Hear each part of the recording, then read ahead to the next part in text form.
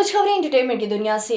मारूफ अदाकारा नरगिस ने social media पर शोहरत को नुकसान पहुंचाने के इल्जाम में अदाकारा निगार चौधरी समेत 10 से ज्यादा यूट्यूबर्स के खिलाफ FIA में मुकदमा दर्ज कर दिया। तर्जुमान FIA लाहौर के मुताबिक साइबर क्राइम सेल ने पैका एक्ट के तहत मुकदमा दर्ज किया। FIA साइबर क्राइम से ये मुकदमा दफा 20, 21 और 511 के तहत दर्ज हुआ।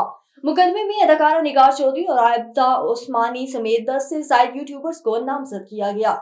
यूट्यूब की जानिब से 2024 में पाकिस्तान की टॉप ट्रेंडिंग वीडियोस की फहरिस्त जारी कर दी गई। इस साल एंटरटेनमेंट का शोबा सबसे आगे रहा, जिसमें ड्रामे और एक्शन से भरपूर फिल्में टॉप ट्रेंडिंग वीडियोस की फहरिस्त में सबसे ऊपर हैं।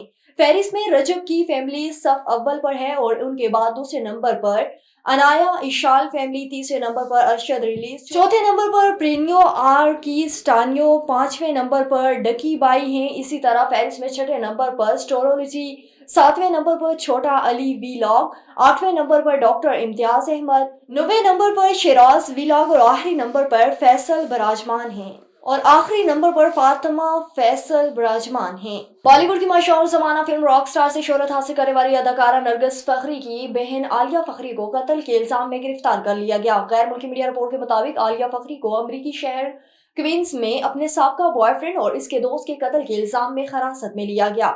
इससे तफ्तीश का अमल जारी है।